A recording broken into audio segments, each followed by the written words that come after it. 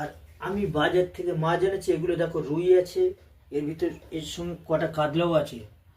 এই যে দেখো, এদিকে হচ্ছে লোটে আছে, লোটে, এটা লোটে।